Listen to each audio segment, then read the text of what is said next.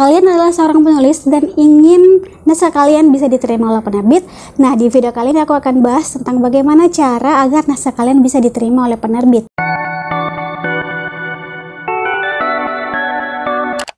Halo people, welcome back to my channel. Halo semuanya, apa kabar? Aku harap kalian dalam keadaan happy and healthy. Jadi di video kali ini aku akan bahas tentang dunia kepenulisan lagi, dimana di video ini aku akan bahas tentang bagaimana cara atau trik-trik agar naskah kalian bisa diterima oleh penerbit. Sebelum ke videonya, jangan lupa untuk subscribe, like, dan share ke media sosial yang kalian punya biar kalian gak ketinggalan video-video selanjutnya. Nah, jadi yang pertama itu adalah niat dan usaha.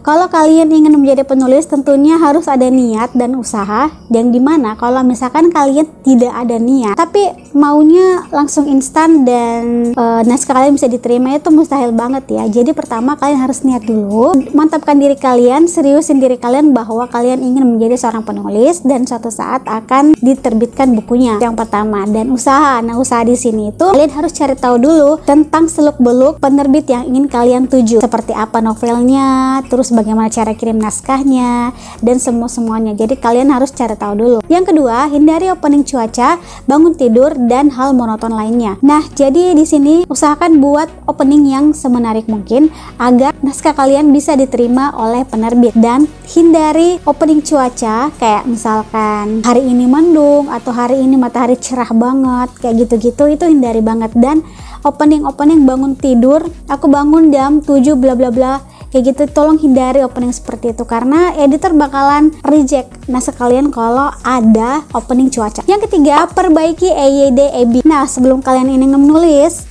perbaiki dulu dan pelajari dulu seperti apa EYD EB dan Kamus Besar Bahasa Indonesia. Itu penting banget karena itu yang akan menjadi tolak ukur apakah naskah kalian bisa diterima atau tidak di sebuah penerbit. Seperti dialog tagnya seperti apa, elipsis, terus tanda baca, itu kalian harus pelajari dulu bagaimana, dan imbuhan-imbuhan lainnya kayak gitu. Yang keempat, perhatikan diksi dan gaya bahasa. Di sini aku mau kasih tahu kalian kalau perbanyak referensi bacaan kalian.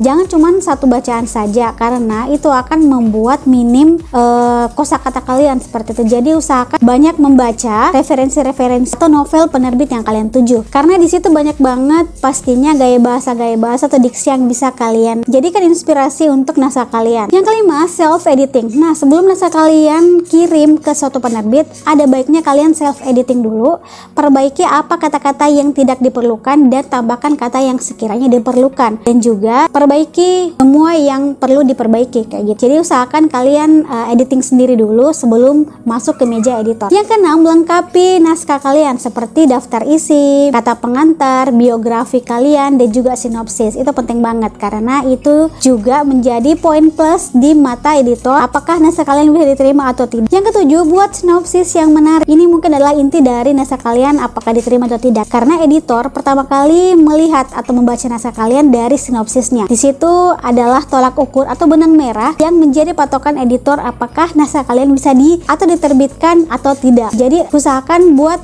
sinopsis yang menarik agar editor juga bisa tertarik membaca dan terbitkan naskah kalian. Yang kedelapan, kalau kalian kirim naskah, usahakan subjek email dan badan email itu lengkap dan tidak kosong. Jadi kalau kalian kirim naskah gitu kan ada subjek email. Nah, di situ kalian tulis judul naskah kalian dan nama kalian, dan di badan email jangan lupa untuk isi juga, dan misalkan jangan dikosongkan. Kalian bisa sapa penerbit melalui badan email kayak misalkan selamat pagi. Di sini niat saya untuk mengirim naskah ini adalah untuk diterbitkan sekiranya penerbit bisa tertarik, atau kata-kata lainnya lah. Pokoknya intinya adalah kalian harus menyapa penerbit basa-basi gitu, dan tujuan dari kalian mengirim email ke mereka itu seperti apa gitu. Jadi mereka bisa tahu, oh jadi penulis ini mengirim email untuk naskahnya diterbitkan seperti itu. Jadi usahakan jangan kosongkan subjek email dan badan email. Ini juga merupakan etika penulis ketika mengirim naskah ke penerbit dan bisa jadi nilai plus di mata